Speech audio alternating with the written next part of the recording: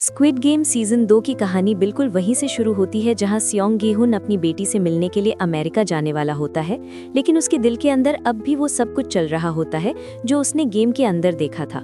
और जब वो स्टेशन पर होता है तो अचानक उसकी नज़र एक ऐसे मंजर पर पड़ती है जो उसकी ज़िंदगी का रुख हमेशा के लिए बदल देता है।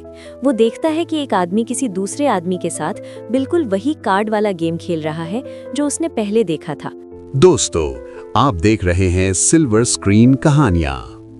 जहां हारने पर थप्पड़ पड़ता है और जीतने पर पैसे मिलते हैं। और उस मोमेंट पर गी-हुन को समझ आ जाता है कि ये सब खत्म नहीं हुआ बल्कि अब भी चल रहा है। इसीलिए वो बिना सोचे समझे उस रिक्रूटर का पीछा करता है, लेकिन वो आदमी भीड़ में गायब हो जाता है।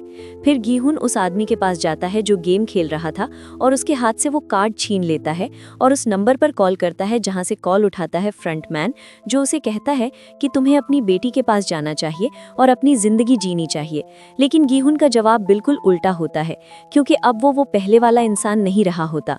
वो कहता है कि मैं तुम लोगों को छोड़ूंगा नहीं और जो तुमने किया है उसका हिसाब होगा। और इसी फैसले के साथ वो अमेरिका नहीं जाता बल्कि वापस सोल लौट आता है। और अब उसकी जिंदगी का सिर्फ एक ही मकसद रह जाता है और वो है इस पूरे सिस्टम को खत्म करना। सोल वापस आने के बाद उसे एक और शक होता है कि शायद गेम वालों ने उस पर नज़र रखने के लिए उसकी बॉडी में कहीं ट्रैकर लगाया होगा। इसलिए वो एक शॉप से कटर खरीदता है और वॉशरूम में जाकर अपने कान के पीछे कट लगाता है। और दर्द के बावजूद जब वो अंदर तक चेक करता है तो उसे वहाँ से एक छोटा सा GPS ट्रैकर मिलता है, जो इस बात का सबूत होता है कि गेम वाले अब भी उसे मॉनिटर कर रहे थे। और ये चीज़ उसके अंदर और ज़्यादा गुस्सा और डिटर्मिनेशन भर देती है। दूसरी तरफ हम हुआंग जुनहो को देखते हैं, जो सबको मरा हुआ लगता था, लेकिन असल में वो जिंदा होता है और एक शिप कैप्टन ने उसे समुंदर से बचाया होता है। 2 साल बाद हुआंग पुलिस की जॉब छोड़ चुका होता है, क्योंकि किसी ने उसकी बात पर यकीन नहीं किया होता और उसके पास कोई प्रूफ नहीं होता। लेकिन वो फिर भी उस आइलैंड को ढूंढने में लगा रहता है, क्योंकि उसे पता होता है कि वो सब कुछ हकीकत था और उसका भाई भी उस सब का हिस्सा था। इसके बाद कहानी 2 साल आगे बढ़ती है, जहां गी-हुन अब एक अमीर इंसान बन चुका होता है, लेकिन वो अपनी जिंदगी एंजॉय नहीं कर रहा होता, बल्कि उसने अपना पूरा सिस्टम बना रखा होता है, जहां से वो हर स्टेशन, हर जगह उस रिक्रूटर को ढूंढ रहा होता है। वो अपने आदमी किम को पैसे देता है और कहता है कि मुझे वो आदमी चाहिए, चाहे जितना टाइम लग जाए। और फिर कई दिन और महीने गुजरते हैं, लेकिन रिक्रूटर का कोई पता नहीं चलता। फिर एक दिन किम और उसका एक साथी एक स्टेशन पर उस रिक्रूटर को देख लेते हैं और उसका पीछा करते हैं। लेकिन यहाँ कहानी एक डेंजरस मोड़ लेती है, क्योंकि रिक्रूटर उन दोनों को पकड़ लेता है और उन्हें एक अंधेरी जगह पर ले जाकर कुर्सियों से बांध देता है और उनके साथ एक डेडली गेम खेलना शुरू करता है, जो रशियन रूलेट होता है, लेकिन एक ट्विस्ट के साथ। जहाँ पहले वो दोनों रॉक पेपर सिजर्स खेलते हैं और जो हारता है उस पर गोली चलती है। शुरू के राउंड्स में दोनों बच जाते हैं, लेकिन फिर रिक्रूटर गन में ज्यादा गोलियां डाल देता है, जिससे सर्वाइवल के चांसेस बहुत कम हो जाते हैं। और आखिर में किम एक ऐसा फैसला करता है जो सब कुछ बदल देता है। वो जानबूझकर हार जाता है ताकि उसका दोस्त बच जाए, और फिर एक गोली चलती है और किम वहीं मर जाता है।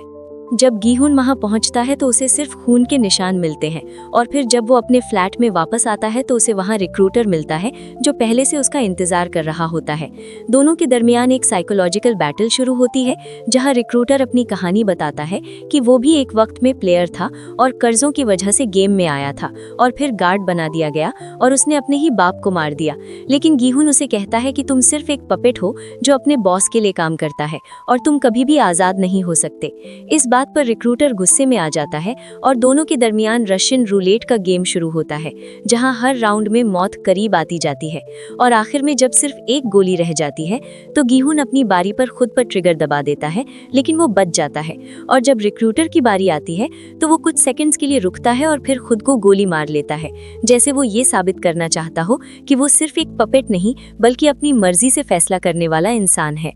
इसके बाद गी-हुन को उसकी पॉकेट से एक कार्ड मिलता है जिसमें एक नया एड्रेस होता है, और इसी वक्त हुआंग वहां आ जाता है। और पहले वो गी-हुन को क्रिमिनल समझता है, लेकिन बात करने के बाद दोनों समझ जाते हैं कि उनका मकसद एक ही है, और वो मिलकर फ्रंटमैन को पकड़ने का प्लान बनाते हैं। इसी दौरान कहानी एक नई कैरेक्टर नोवेल को इंट्रोड्यूस करती है, जो एक लड़की होती है जो बनी कॉस्ट्यूम पहनकर बच्चों को एंटरटेन करती है और एक बीमार बच्ची से इमोशनली अटैच हो जाती है, जिसे कैंसर होता है और उसके पास पैसे नहीं होते कि वो उसका इलाज करवा सके।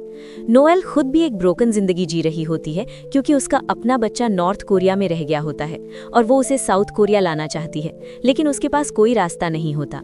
फिर एक दिन उसे भी वही कार्ड मिलता है और वो गेम ज्वाइन कर लेती है, लेकिन प्लेयर के तौर पर नहीं बल्कि एक गार्ड के तौर पर।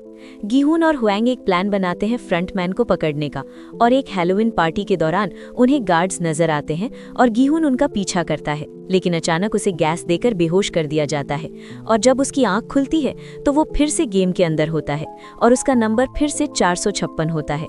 गेम दोबारा शुरू होती है और पहली गेम वही होती है, रेड लाइट ग्रीन लाइट, जहां गीहुन अपने एक्सपीरियंस की वजह से सबको गाइड करता है और कहता है कि बिल्कुल मूव मत करना, और उसकी वजह से काफी लोग बच जाते हैं। लेकिन फिर एक छोटी सी गलती सब कुछ बिगाड़ देती है, जब एक लड़की डर के मारे मूव कर देती है और उसे गोली लग जाती है और फिर पैनिक फैल जाता है और लोग भागने लगते हैं और स्नाइपर्स उन्हें मार देते हैं। और इसी दौरान एक प्लेयर जो ड्रग्स लेता है वो और लोगों की मौत का सबब बनता है क्योंकि वो लोगों को गिरा देता है। गेम के बाद एक नया ट्विस्ट इंट्रोड्यूस होता है जहां प्लेयर्स को वोट करने का ऑप्शन दिया जाता है कि वो गेम कंटिन्यू करना चाहते हैं या नहीं, लेकिन पैसों की लालच इतनी ज्यादा होती है कि लोग इतनी मौत देखने के बाद भी गेम कंटिन्यू करने का फैसला करते हैं। और सबसे बड़ा शॉक तब मिलता है जब पता चलता है कि प्लेयर नंबर 001 कोई और नहीं बल्कि फ्रंटमैन खुद है, जो गेम के अंदर आकर सबको मैनिपुलेट कर रहा होता है और उनकी साइकोलॉजी टेस्ट कर रहा होता है। आगे के गेम्स और भी ज्यादा डेंजरस हो जाते हैं, जहां लोगों को टीम्स बनाकर अलग अलग चैलेंजेस कंप्लीट करने होते हैं और हर जगह ट्रस्ट और बिट्रेयल देखने को मिलता है क्योंकि हर कोई अपनी जान बचाने के लिए किसी भी हद तक जा सकता है। रात के वक्त जब लाइट्स बंद होती हैं तो सबसे ज्यादा खौफनाक सीन होता है जहां प्लेयर्स एक दूसरे पर हमला कर देते हैं और फोक्स और हाथों से एक दूसरे को मारना शुरू कर देते हैं और पूरा हॉल खून से भर जाता है। और इसी केओस के बीच गीहुन एक प्लान बनाता है कि जब गार्ड्स अंदर आएंगे तो उन पर हमला करके उनकी गन्स ले ली जाएं और कंट्रोल रूम तक पहुंचा जाए और गेम को अंदर से खत्म किया जाए। प्लान काफी हद तक सक्सेसफुल होता है और वो गार्ड्स को मारकर उनकी गन्स ले लेते हैं और कंट्रोल रूम के करीब पहुंच जाते हैं। लेकिन यहाँ सब कुछ उलट जाता है जब फ्रंटमैन अपनी असली चाल चल देता है और सबको धोखा देता है और अपने ही लोगों को मार देता है। और आखिर में सबसे ब्रूटल मोमेंट तब आता है जब वो गीहुन के दोस्त को उसके सामने गोली मार देता है ताकि वो उसे मेंटली तोड़ सके। इस मोमेंट पर गीहुन बिल्कुल टूट जाता है क्योंकि उसने सब कुछ इसलिए किया था ताकि लोगों को बचा सके, लेकिन उसके सामने उसका दोस्त मर जाता है और वो कुछ नहीं कर पाता। और इसी इमोशनल ब्रेकडाउन के साथ सीजन का एंड होता है जहां बहुत से सवालात रह जाते हैं कि क्या गीहुन इस सिस्टम को खत्म कर पाएगा, क्या हुएंग कभी सच तक पहुंच पाएगा और क्या ये गेम कभी रुकेगी या नहीं।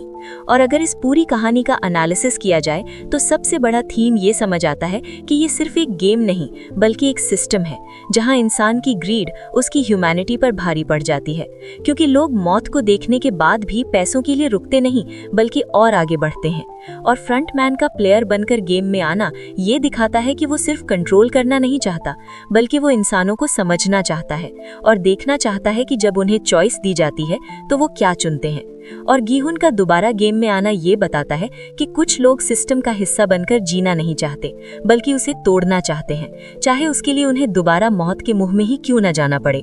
दोस्तों, वीडियो पसंद आए तो लाइक एंड सब्सक्राइब जरूर कीजिएगा।